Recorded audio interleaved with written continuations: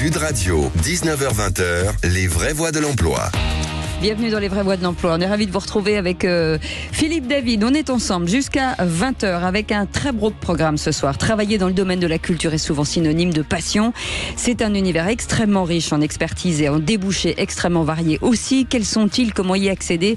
Quelles sont les missions associées à ces postes? Quelles sont les formations, les expériences préalables nécessaires? Et comment évolue-t-on avec ces opportunités de carrière au fil du temps? On va en parler dans quelques instants avec des exemples concrets, Philippe. Oui, le Théâtre Antique d'Orange, c'est 180 000 visiteurs chaque année. Ce trésor de l'Antiquité au cœur de la Provence conjugue histoire et spectacle. Il témoigne de l'ingéniosité des civilisations romaines. Mathilde Moore, responsable du site du Théâtre d'Antique d'Orange, est avec nous. Et Notre-Dame, le Mont-Saint-Michel, Carcassonne, Azay-le-Rideau, l'abbaye de Fontevraud, depuis 2012 à Maclio Productions, crée des spectacles prestigieux à destination du grand public autour des monuments emblématiques de l'histoire. Le tout dernier, c'est la Cité de l'Histoire à la Grande Arche de la Défense. François Nicolas, président d'Amaclio Productions, sera avec nous dans quelques instants.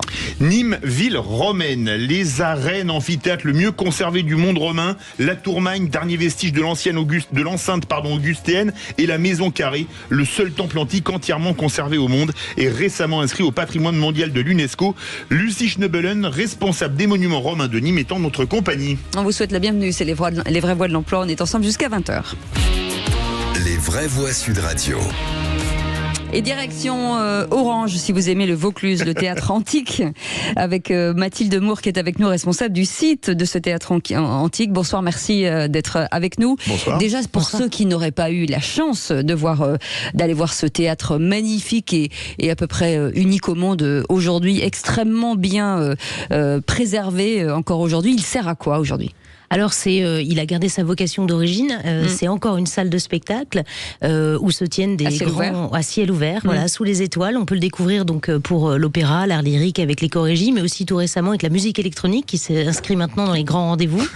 Et puis il se découvre aussi la journée, son histoire, sa construction. Tous les secrets sont dévoilés dans les visites que nous organisons. Et son histoire, c'est quoi exactement ?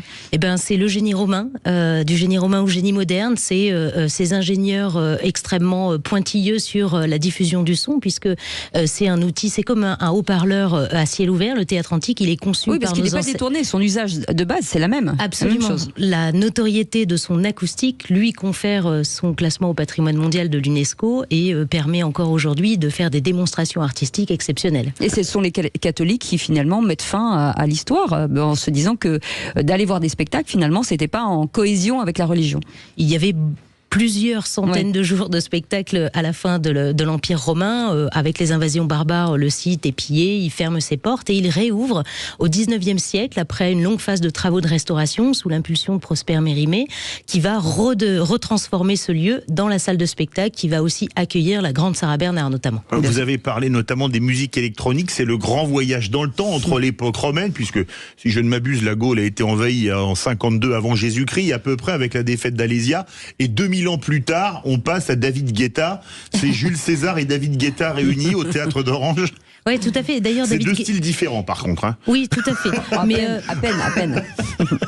Mais même lui, il a pris une claque parce que quand il est rentré sur la scène, je me rappelle, il s'est retourné vers le mur et il a dit « Waouh, ça fait 2000 ans que cet endroit existe ». Donc c'était un moment magique pour les 9000 spectateurs dans le théâtre antique. Alors pour roder tout ça, pour que tout ça tourne, forcément il faut de l'humain, des expertises. Aujourd'hui, c'est combien de métiers autour de ce théâtre antique ?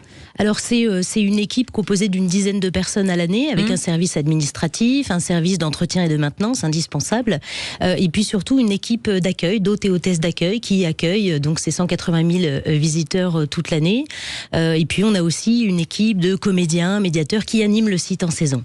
Alors, il y a énorme. Vous avez dit que c'est ouvert toute l'année, parce qu'on pense en général Vaucluse, le sud, le soleil, l'été, le rosé et les spectacles. Quels sont les spectacles que vous offrez ? Est-ce que c'est différent l'été et le reste de l'année ?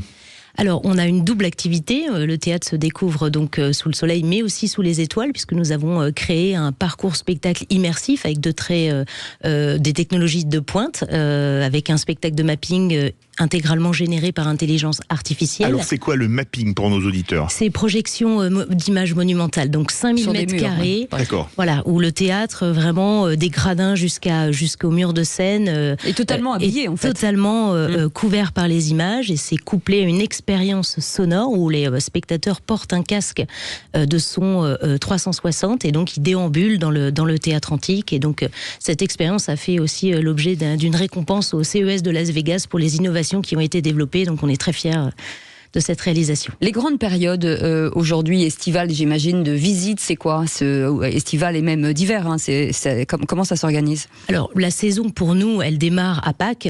Toutes les vacances scolaires font l'objet évidemment d'une hausse du visitorat, et puis le pic de fréquentation, c'est vraiment 14 juillet, 15 août. Combien de personnes aujourd'hui? Là, c'est 180 000 personnes. Est-ce que forcément ça augmente à peu près tous les ans? L'anticipation à 5 ans, est-ce qu'on imagine qu'on peut rajouter 10, 15, 20, 30 000 personnes? Est-ce que le retour finalement des touristes est bien engagé? Oui, on a un retour des visiteurs français qui, avant la crise de Covid, avaient un petit peu délaissé le patrimoine. Et puis, voilà, les us et coutumes ont évolué aussi avec la pandémie. Donc, on a un fort retour des familles françaises. Et enfin, le public international, depuis cette année 2023, est de retour. Mais Orange, c'est pas que le théâtre antique. Quand on vient voir un spectacle au théâtre antique, on ne peut pas éviter, par exemple, l'Arc de Triomphe d'Orange, qui est magnifique. Bon, un peu plus ancien que celui de la place de l'Étoile à Paris. Ça, c'est clair aussi. Il y a un magnifique musée. Parlez-nous un peu de tout ce qu'il y a à Orange, en plus. Alors, il y a une vraie offre patrimoniale avec un parcours sur les 3 sites que l'on propose. Découverte du théâtre antique. Le musée d'art et d'histoire fait résonance à cette histoire, puisque des collections archéologiques, des vestiges, des décors monumentaux du mur de Seine sont exposés, et l'Arc de Triomphe, qui est situé à quelques dizaines de mètres du théâtre antique, lui aussi classé au patrimoine mondial de l'UNESCO. Donc on propose des parcours de visite innovants tournés autour de la thématique du son, pour faire vraiment résonner le passé avec le futur. Puisqu'on parle emploi en période calme et en période très très très forte de fréquentation, ça veut dire que combien de personnes aujourd'hui s'affairent autour de ces monuments? Alors, pour ce qui nous concerne, on passe d'une dizaine de personnes dans l'équipe permanente à 35-40 salariés en très haute saison. Et puis après, c'est tout un écosystème avec d'autres opérateurs qui mettent en valeur le lieu. Je le disais, le musique électronique, l'éco-régie. Donc on peut avoir plusieurs centaines de jobs saisonniers à proposer en été qui concernent l'accueil du public pour les spectacles ou pour la visite. L'éco-régie d'Orange, c'est mythique pour les amateurs de musique classique. C'est le plus grand spectacle qu'il y a à Orange, le plus populaire en fréquentation? Alors c'est le plus ancien, ça fait 154 ans que le festival d'art lyrique se tient au Théâtre Antique d'Orange, et donc c'est le grand rendez-vous du mois de juillet avec des opéras magnifiques qui sont proposés chaque année. Est-ce que, je disais, c'est un métier de passion? Est-ce que finalement, quand on fait ce métier-là, on le fait justement pour apprendre, pour l'univers? Enfin, il y a forcément un lien avec l'histoire en fait. Alors oui, il y a un attrait, c'est des métiers passion qu'on fait, c'est beaucoup d'investissement personnel, beaucoup de polyvalence, mais avant tout la qualité première, c'est vraiment d'être intéressé par l'histoire de son pays et d'avoir envie de la transmettre aux générations futures. Allez, vous restez avec nous dans quelques instants. On reviendra plutôt proche de Paris, même si on les trouve un petit peu partout, mais dernièrement ils ont fait fureur avec Notre-Dame et puis la Cité de l'Histoire à la Grande Arche de la Défense. François Nicolas sera avec nous, président d'Amoclio Productions. Ils font des choses aussi incroyables. On en parle dans un instant. À tout de suite. Sud Radio, 19h-20h, les vraies voix de l'emploi. Bienvenue dans les vraies voies de l'emploi. Vous avez envie de travailler dans des domaines artistiques, culturels? Eh bien, tout ce soir, on vous déroule un tapis rouge. Amoclio Productions, vous ne connaissez pas ce nom. En revanche, vous connaissez forcément Notre-Dame, le Mont-Saint-Michel, Carcassonne, Azay-le-Rideau, l'abbaye de Fontevraud.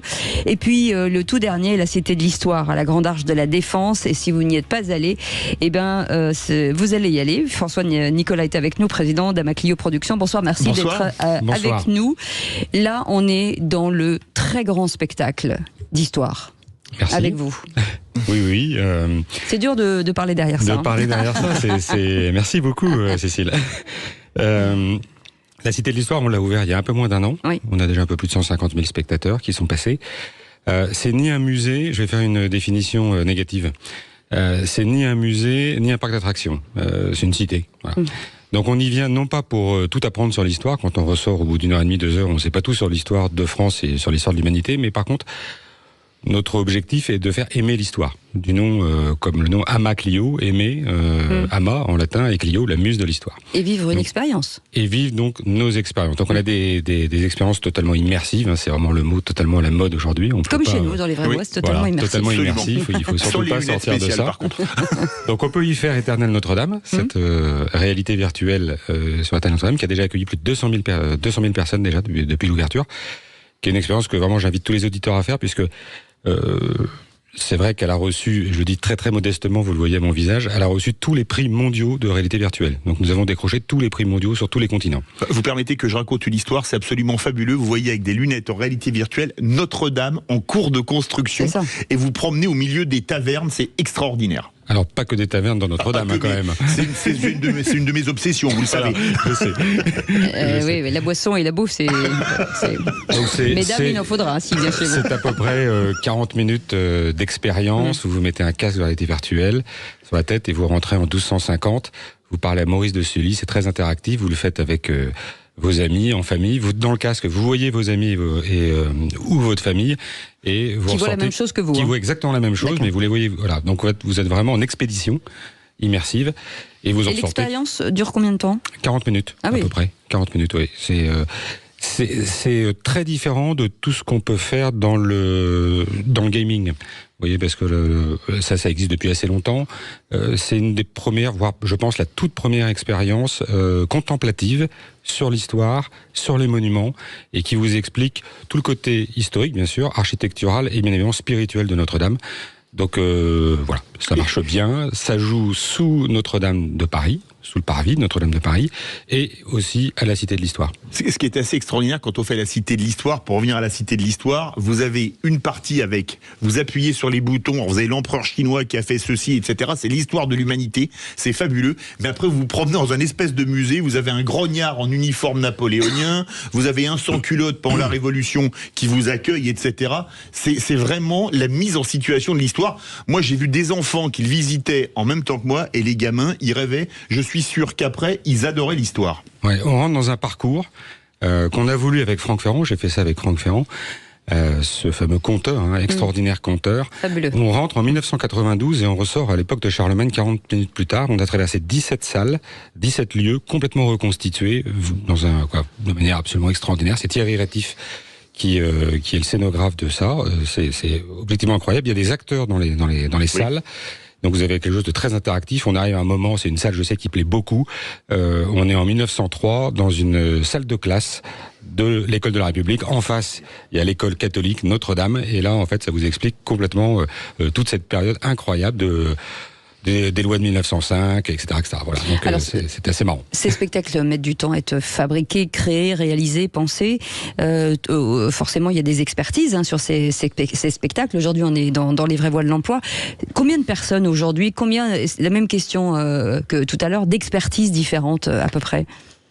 C'est difficile à dire parce que, comme vous disiez tout à l'heure, il y a à peu près tout le monde est polyvalent dans ce métier.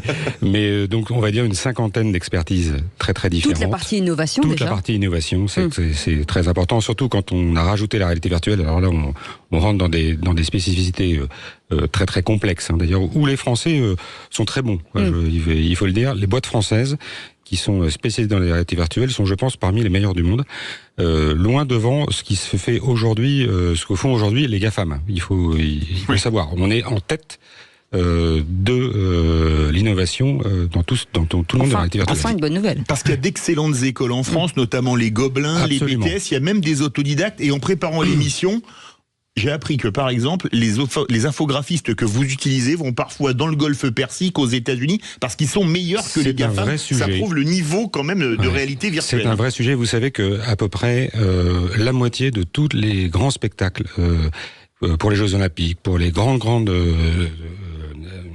événements sportifs dans le monde, c'est 50%, c'est fait par des boîtes françaises. Donc ça veut dire qu'on est vraiment dans le haut du panier. Maintenant, ça pose un vrai problème, parce qu'en France, on a à peu près, comme on est là pour parler un peu de l'emploi, on a à peu près 400 000 personnes qui travaillent dans ce monde-là. Et c'est 150 000 entreprises. Donc vous voyez que c'est à peine 2 personnes qui travaillent par boîte. C'est un monde totalement éclaté, d'indépendants. essentiellement, et qui sont difficiles à réunir, surtout quand vous faites un projet complexe, complet, où il y a du spectacle vivant, il y a beaucoup de technologies, des technologies de pointe. Il y a de la transversalité. Exactement, il faut beaucoup de transversalité, puis surtout il faut coordonner tout ça. Donc c'est assez complexe, puisqu'en fait il existe très peu de sociétés qui ont plus de 50, 100 personnes, il y en a très peu. Moi j'ai mis 10 ans à passer à monter à 120 personnes avec des expertises, mais c'est très long, c'est très compliqué. C'est un monde qui est quand même, on le sait tous, le monde de la culture est totalement dominé par le public, est totalement subventionné par le public, et donc le monde du privé dans le monde de la culture a beaucoup de mal à exister, il est très peu subventionné, voire pas du tout, comme mon entreprise. Et donc réunir sur le long terme des bonnes expertises et pouvoir les développer en interne est un vrai sujet très complexe que j'ai déjà porté au gouvernement, mais qui visiblement n'intéresse personne. Ce qui est important aussi de signaler, c'est que c'est l'innovation, c'est en perpétuelle mutation aussi. C'est ça qui est compliqué, c'est pas figé. Donc à chaque fois, il faut se renouveler, redévelopper. Ça va très vite. Alors ça va très très vite. Quand on a fait la Nuit aux Invalides en 2012. Et quand on l'a fait encore, et quand on l'a fait l'an dernier, j'avais 70 vidéoprojecteurs pour couvrir les 12 000 mètres carrés de la cour d'honneur des Invalides. Aujourd'hui, j'en ai 6. Et la régie technique faisait à peu près 50 mètres de long. Aujourd'hui, elle tient sur 2 ordinateurs et vous arrivez avec un petit disque dur pour faire votre spectacle. Alors qu'avant, il fallait la transporter, toute l'infographie. C'était un camion. Avec un gendarme devant, un gendarme derrière, parce que ça coûte très cher en fait. Et, où est le camion? Et ce sont des mètres cubes. C'était des mètres cubes. Aujourd'hui, ça tient non pas sur une petite clé USB, mais sur un gros disque dur, ça suffit. Il y a plein d'expertises. On parle des hyper qualifiés, les infographistes, mais vous cherchez de tout. On a parlé des agents d'accueil, des hôtesses d'accueil. On a parlé également des médiateurs qui s'occupent des groupes. Les médiateurs, et qui surtout en plus sont là pour écouter le public, pour bien comprendre ce qu'ils veulent, et puis effectivement revenir vers eux avec des nouvelles propositions. Donc ça, c'est un métier très, très, très, très important et très transverse dans l'entreprise. On en parlera dans... Je voudrais vous poser une question. Est-ce que vous envisagez de mettre un plateau des vraies voix dans la Cité de l'Histoire, tant cette émission a maintenant un niveau historique dans le PAF? On pourra en c'est faire bien parce qu'il n'a pas le melon, c'est ça. Non, là c'est la pastèque génétiquement modifiée. Allez, vous restez avec nous. Il faudrait qu'on puisse monter tout simplement Sud Radio Histoire, et puis on mettrait effectivement Sud Radio dans la Cité de l'Histoire, donc des émissions en continu sur l'histoire. Ce ne sont pas le même type d'histoire, c'est beaucoup moins funky. François Nicolas, vous restez avec nous dans un instant, vous emmène à Nîmes, ville romaine, où là aussi beaucoup de jolis monuments, beaucoup de culture, et voilà, c'est une ville qui est totalement imprégnée. On en parle dans quelques instants. À tout de suite, c'est les vraies voix de l'emploi jusqu'à 20h. Sud Radio, 19h-20h, les vraies voix de l'emploi. L'occasion dans les vraies voies de l'emploi, c'est de vous ouvrir à des horizons auxquels vous n'auriez peut-être pas pensé, en disant peut-être que je ne peux pas. Eh ben on peut tout faire dans la vie. C'est pour ça qu'on vous l'apporte avec Philippe David tous les mardis avec un plateau, en disant voilà, vous allez pouvoir imaginer peut-être une reconversion, et on vous emmène à Nîmes, la ville romaine. Alors il y a il y a pas mal de choses à Nîmes, beaucoup de monuments, mais en tout cas il y a les arènes, l'amphithéâtre le mieux conservé du monde, la tour Magne. On va en parler avec Lucie Schnobelen qui est avec nous, responsable des monuments romains de Nîmes, plutôt que ce soit moi qui le fasse. C'est à vous de le faire. Bonsoir, merci d'être avec nous. D'abord, on va commencer par la Maison Carrée, parce que la Maison Carrée a eu une actualité très récente, et ça c'est une fierté pour les Nîmois, je pense. Ah oui, c'est une fierté pour les Nîmois. C'était un événement qui était tellement attendu par la mairie et par les Nîmois.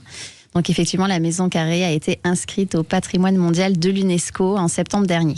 Absolument magnifique. Oui. Alors, les arènes de Nîmes, c'est un lieu mythique. Oui. Vous faites même des spectacles. Pour Halloween, une visite au flambeau a été organisée. Exactement. Décrivez-nous ce que c'est qu'une visite au flambeau d'Halloween, une fête celtique dans des arènes romaines. Exactement. C'est un peu comme David Guetta et Orange, c'est un peu le mélange... Le mélange des genres. Oui, en fait, on propose aux visiteurs un format de visite nocturne, donc au flambeau, qui en fait permet de découvrir les arènes sous un autre angle, donc déjà avec une lumière naturel, une ambiance toute particulière. Et l'idée, c'est de créer cette visite selon le calendrier. Et effectivement, la dernière, c'était pour Halloween. On recommence effectivement pour Noël. Parce qu'il faut savoir que ces fêtes-là ont un vrai lien avec la romanité. Et c'est ce que la guide, en fait, explique aux visiteurs pendant la visite. Donc c'est une visite totalement immersive, où on apprend énormément de choses et où, en même temps, on vit une réelle expérience. Et ça dure combien de temps? Parce que c'est toujours intéressant de savoir. Ça dure 45 minutes. Voilà, c'est la moyenne. La tour Magne, c'est ce vestige aussi, alors très haut dans la ville. Hein. En haut des jardins de la Fontaine. Donc pareil, c'est un monument antique qu'on peut visiter effectivement toute l'année, qui permet aussi d'avoir un panorama sur toute la ville de Nîmes, donc c'est vraiment magnifique. Faut pas avoir le vertige quand on monte. Moi, la première, quand je suis là-haut, je suis pas très fière. Ah bon, c'est si haut que ça? Ouais, bon après moi j'ai le vertige. Donc. Voilà, mais si vous avez le vertige en montant sur une chaise, là vu la hauteur de la tourmagne, c'est compliqué. C'est un peu ça. Mais en tout cas, ça offre une vue exceptionnelle et de la même manière, on offre une visite pour pouvoir apprendre l'histoire. Et ce circuit de visite à la Tourmagne permet aussi de faire un petit jeu. Donc on a un audio guide, il faut bien écouter et vous pouvez mettre votre petit bulletin dans une urne et gagner en plus des lots après votre visite. Il n'y a pas qu'Halloween, les 20, 21 et 22 décembre, Noël dans les arènes de Nîmes. Alors comment ça se passe Noël dans les arènes? Ah, alors dites-nous tout. Le Père Noël. Le Père Noël. Bah oui. Effectivement, donc on réitère encore ce format de visite au flambeau, cette fois sur le thème de Noël. Donc on accueille les visiteurs pendant 3 soirées. Et c'est à nouveau la guide qui est Appia, qui est notre gladiatrice préférée, qui emmène les visiteurs à la lueur des flambeaux découvrir le lien entre Noël et la romanité. Combien d'événements par an à peu près dans ces monuments? Alors on a deux gros rendez-vous sur l'année, donc un début mai qui s'appelle les Journées romaines de Nîmes et qui est pris dans un événement de global, la ville globale, pendant lequel on organise de nombreuses animations et une reconstitution historique pendant 3 jours dans les arènes. Et ensuite, on a un deuxième gros rendez-vous, c'est au mois d'août, où on produit un spectacle nocturne, donc pareil avec mapping, cascade, effets spéciaux, etc. Donc ça, c'est les 2 gros rendez-vous. Et après, tout au long de l'année, pratiquement tous les mois, on a plein d'animations, comme les visites au flambeau, des visites théâtralisées. Donc il y en a vraiment pour tous les goûts et tout au long de l'année. Et souvent des spectacles historiques, je pense à les spectacles comme Adrien, la guerre des Pictes qui a été joué et qui raconte les combats menés par cet empereur romain, pas dans la région nîmoise, qu'on appelait la Narbonnaise à l'époque, de mémoire, quand la Gaule était romaine, mais dans les mers qui entourent les îles britanniques. Oui, alors il faut savoir que les arènes, à la base, c'était un lieu de spectacle, tout comme le théâtre antique d'Orange. Et en fait, c'est l'empereur qui offrait à la population de Nîmes des jeux. Et il refaisait des reconstitutions comme on le fait en fait aujourd'hui et où on pouvait avoir effectivement des combats de gladiateurs. Et l'idée, c'est de reproduire une histoire comme ça chaque année au mois de mai. Donc effectivement, on a eu Adrien, donc ça c'était pas cette année mais l'année d'avant. Absolument. Cette année, en 2023, on a traité Vercingétorix. Et du coup, je vous donne rendez-vous pour le premier week-end de mai et on traitera le thème des barbares avec la bataille de Teutobourg. Combien de personnes aujourd'hui travaillent autour de ces monuments en période forcément fournie? Oui, alors on est une équipe de 16 tout au long de l'année. Pour organiser?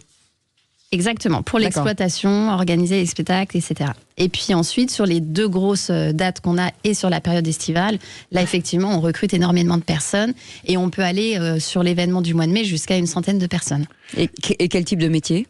Tous les métiers. Donc tous les métiers liés au spectacle, les métiers d'accueil, les métiers techniques, les métiers d'organisation, de communication, de marketing. C'est tous les métiers. C'est extrêmement vaste. Alors quand on pense arène de Nîmes, je sais, ça ne va pas plaire à certains, mais il y a quand même 2 grands événements, enfin c'est le même mais à 2 dates différentes, la Feria. Et ça, c'est peut-être, on peut le dire, le plus grand événement qui est à Nîmes en termes de fréquentation, non? Tout à fait. Ouais, plus d'1 million de personnes sur cette période-là, effectivement. Donc, c'est deux rendez-vous qui sont ancrés dans la ville de Nîmes. Je donne les dates pour 2024, du 16 au 20 mai et du 19 au 22 septembre. Tout à fait. Donc, 2 gros événements. Donc, ça, c'est pas nous qui organisons cela, mais effectivement, ça se passe dans les arènes. Donc, nous, en fait, fait un peu de pub à la ville. On laisse les arènes aux délégataires qui s'occupent de cette programmation-là. Donc, nous, on est un petit peu en repos pendant cette période. Mais effectivement, c'est 2 gros événements qui attirent énormément de monde sur la ville.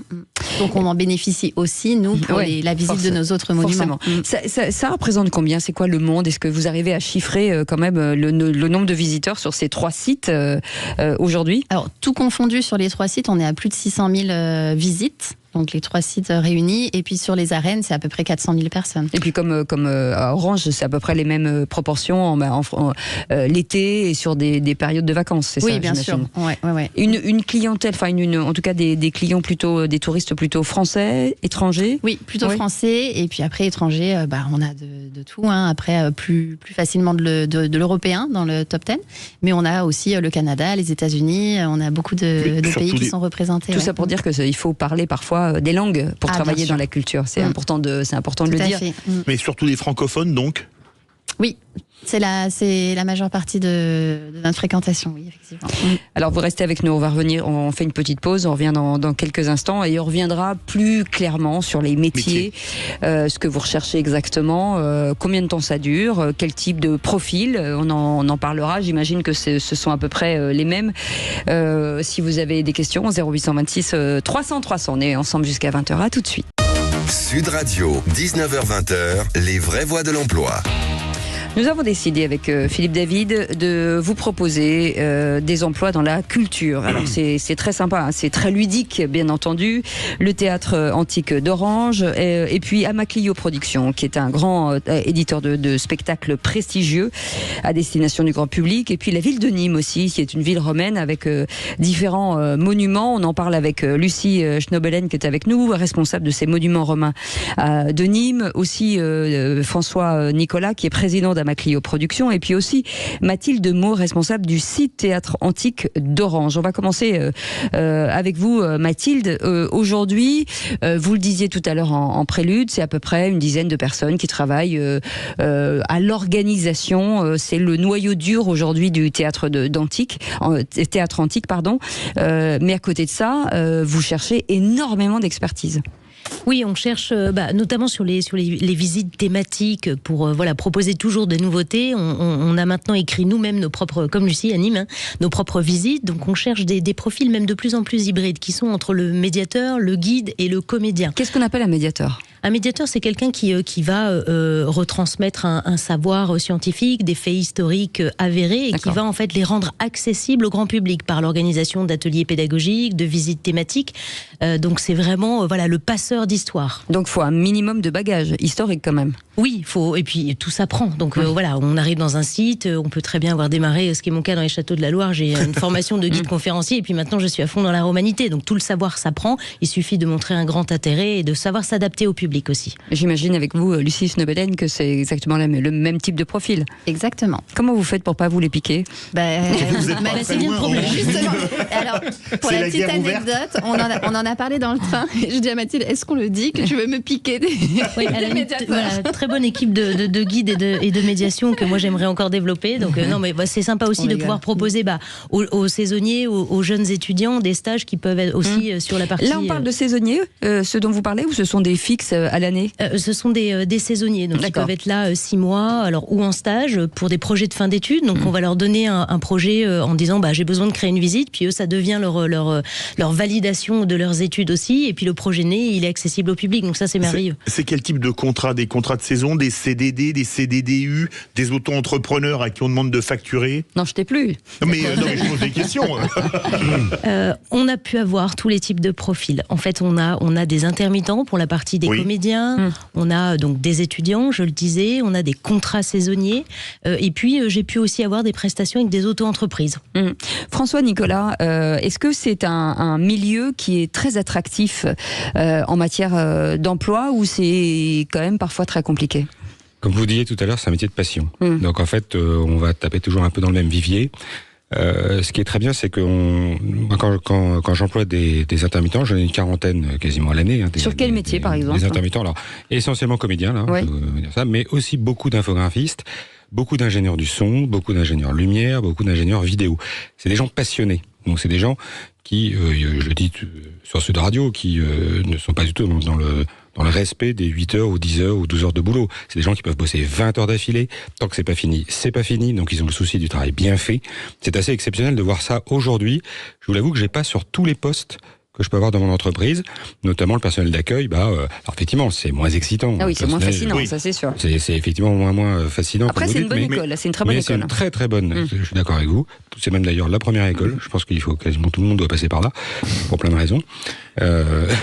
Mais voilà, donc c'est un métier de passion. On parlait des statuts, justement, ces statuts très qualifiés, ils veulent pas être salariés, soit ils sont intermittents du spectacle, soit entrepreneurs, carrément. Oui, c'est ça, absolument. En fait, vous savez, dans le monde de la culture, il n'y a que 30% de CDI. Mais comment on le justifie? Alors qu'on est à 80% dans la société civile, partout, quoi. C'est quoi? C'est la peur de... C'est d'abord parce que c'est un monde de projet. Quand on monte un spectacle, on monte un projet, en fait. Et donc, en fait, ça fait très longtemps que tout ce monde-là est déjà en mode projet, en fait. C'est-à-dire que il va y avoir un super spectacle qui va se monter, donc on va essayer de chercher les gens qui sont intéressés par ce projet, les meilleurs. Et puis, une fois que le projet est fini, il est fini. Donc, les gens, ils ont plus de boulot, quoi, entre guillemets. Oui. Donc, ils repartent sur un autre projet. Donc, c'est un monde qui s'est juridiquement, structurellement adapté, en fait, très tôt à ça. Il y a les intermittents, mais il n'y a pas que ça. Mais après, il y a eu effectivement, tous les différents types de contrats. Alors, Sarkozy, on a voté un certain nombre. Il y a eu beaucoup de facilités qui ont été faites. On n'était plus obligé d'embaucher les gens soit en CDD, soit en CDI. Donc c'est quand même beaucoup plus simple. Tous les différents statuts sont effectivement plus simples pour l'employeur, beaucoup plus souples pour des gens qui de toute façon sont des autonomes. Il faut bien comprendre, ce sont des autonomistes. Lucie Schnepelen, forcément on est sur en tout cas sur des populations qui parlent une langue étrangère, au minimum. Au minimum l'anglais. Oui, au minimum l'anglais. Voilà. Après avec l'anglais, on arrive à se débrouiller et ça va. My Taylor is rich. Après, plus... My Taylor is not rich. Plus il parle de langues différentes, mieux c'est pour l'accueil de nos visiteurs, c'est sûr. Et quel que soit le métier, chez vous, à peu près?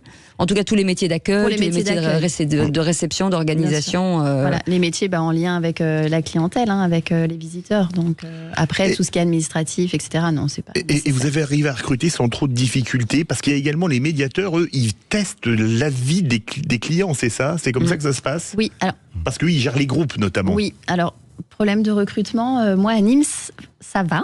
Nous on a une guide conférencière qui intègre l'équipe à l'année, donc on est bien servi. Et on a aussi une médiatrice en contrat d'apprentissage. On essaye de valoriser les étudiants en leur proposant beaucoup de stages, de contrats d'apprentissage, parce que c'est la génération à valoriser et c'est l'avenir. Donc c'est important. Avec de la formation, bien sûr. Oui, c'est ça. Bien sûr. Et puis ensuite, à Nîmes, on fidélise pas mal nos contrats saisonniers. Donc, souvent, ils reviennent d'une année sur l'autre. Donc, c'est que ça doit bien se passer et qu'ils doivent être contents. Donc, ça, c'est chouette. Alors, on se demande, forcément, les saisonniers de plus en plus demandent à être logés. Donc, effectivement, à Orange, c'est moins étendu. La ville est moins grande qu'à Nîmes. Donc, c'est plus difficile. Est-ce que c'est quelque chose que vous avez mis en place ? Alors oui, je l'ai mis en place pour l'Odyssée sonore, parce que c'est un parcours donc audiovisuel. Il fallait certaines compétences pour la régie technique, et donc là j'ai fait appel à des indépendants qui viennent d'un peu partout en France, et il a fallu organiser toute une solution de logement. Donc je me suis essayée à la conciergerie, c'est-à-dire que nous-mêmes nous avons loué un appartement qu'on met à disposition des équipes, et donc on assure tout ce qui est remise des clés, l'entretien du linge, etc. Donc voilà, je parlais de polyvalence un petit peu, mais on le fait avec grand plaisir, parce que ça crée une cohésion d'équipe qui est bien aussi. Est-ce que chez vous, il y a encore ce qu'on disait il y a 2 secondes à Nîmes, est-ce qu'il y a un côté familial de dire on revient assez souvent, comme certains font avec les vengeances, les vendanges, pardon, pas les vengeances, les vendanges, où on revient tous les ans parce que on est dans une famille. Les vengeances à Nîmes, gare. Pas mal. Oui, tout à fait. Il y a une fidélisation, et puis après il y a un bel état d'esprit, parce que ce sont des métiers qui ne sont pas évidents, le contact du public, donc il y a vraiment une entraide.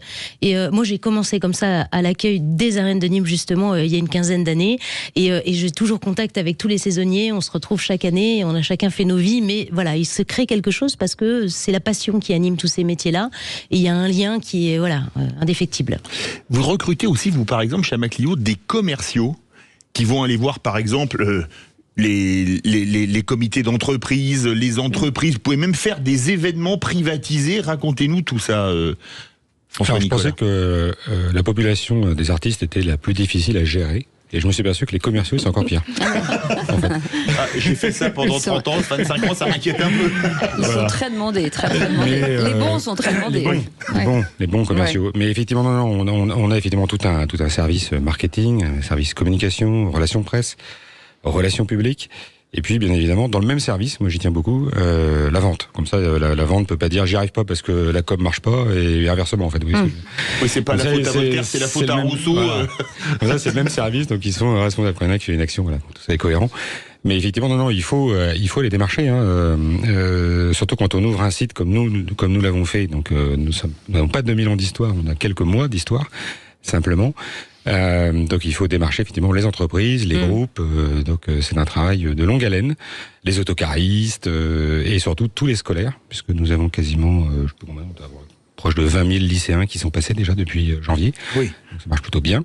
On fait des journées portes ouvertes pour les professeurs d'histoire, il y a aussi des professeurs de français qui viennent d'ailleurs. Mais bon, là, peu importe, mais effectivement il y a tout un service de commerciaux. Mais comme disait Mathilde Moore il y a quelques instants, où elle était finalement à l'accueil à Nîmes, il y a ce qu'on appelle l'ascenseur social. On a envie de se dire que finalement on peut commencer à l'accueil et finir dans un poste différent au fil du temps. Est-ce que ça c'est important aussi chez vous ? C'est même majeur dans ce monde. Je prends toujours l'exemple de ma directrice de production. Ça fait 8 ans que je travaille avec elle. Elle n'a pas de diplôme. Et elle poussait des flycases sur les spectacles. Aujourd'hui, c'est une directrice de production qui gère le Mont-Saint-Michel intégralement, qui a géré toute la mise en place des théâtres de Notre-Dame. Donc vous voyez, c'est assez fulgurant, et elle a pas 70 ans. Si elle m'écoutait, déjà n'est pas importe. La vidéo sera sur la chaîne YouTube de Sud Radio dans peu de temps. Je suis sûr qu'elle m'écoute d'ailleurs. Je engueuler en sortant. Mais je rebondis sur ce que vous disiez tout à l'heure sur. On a toujours tendance à dénigrer les métiers de l'accueil, qui sont des métiers primordiaux aujourd'hui, de savoir-être, de gestion du public, parce que gérer le public, c'est très très compliqué sur ce type d'événement en matière de sécurité. En matière d'image, des gens mécontents, trop d'attentes, parce que tout ça, il faut le gérer. C'est la première impression que va avoir un spectateur entrant, c'est le sourire du personnel d'accueil. Même si le spectacle est très bien, si le personnel d'accueil lui a fait la gueule en arrivant, il va ressortir avec une mauvaise expérience. Donc c'est quasiment aussi important que le spectacle. Et ça aussi, vous le travaillez, j'imagine, que ce soit à Orange, Mathilde, ou à Lucie, à Nîmes, c'est pareil. Ces gens-là, faut leur montrer l'importance justement de cette barrière qui est le premier sourire de ces événements. Là, la solution, c'est la pédagogie, c'est de leur expliquer en fait l'impact. Une fois qu'ils comprennent, ils l'appliquent, et avec plaisir, parce qu'un sourire, quand il est forcé, il n'a pas non plus voilà. On est pas mal les filles sur la capacité d'accueil. Sur le forcé ? Non. N'importe quoi. Désolé, je peux pas m'empêcher. C'est facile. On est pas mal sur l'accueil. Moi, je le dis, je dis ça, je dis rien. Je vais vous mettre à l'accueil un peu, Philippe David. Au bon accueil. Oui. Il y aura du saucisson, il y aura tout ce qu'il faut. En tout cas, merci beaucoup d'avoir été avec nous. Merci, ça passe très vite. Merci beaucoup Mathilde Moore, responsable du site du Théâtre Antique d'Orange. Merci beaucoup Lucie Schnobelen d'avoir été avec nous, responsable des monuments romains de Nîmes. Je vous invite, si vous allez en vacances en France, à y aller. Vraiment, c'est sublime, et la qualité d'accueil aussi. Et merci beaucoup François Nicolas d'avoir été avec nous, président d'Amaclio Productions. Et c'est pareil, tous ces spectacles magnifiques. En tout cas, on vous incite à aller voir celui de Notre-Dame, sous Notre-Dame, et la Cité de l'Histoire, la Grande Arche de la Défense. Si vous venez à un moment donné, si vous êtes parisien, c'est vraiment formidable. D'ailleurs, peut-être qu'on vous fera des surprises dans notre arbre de Noël. On en parlera. En tout cas, on vous retrouve demain à 17h avec Philippe David. Oui. C'est une bonne nouvelle. C'est une bonne nouvelle, oui, on peut le dire comme ça. Tout de suite, Sud Radio à votre service, et ensuite les essentiels de Sud Radio. Merci de votre fidélité. Salut, à demain.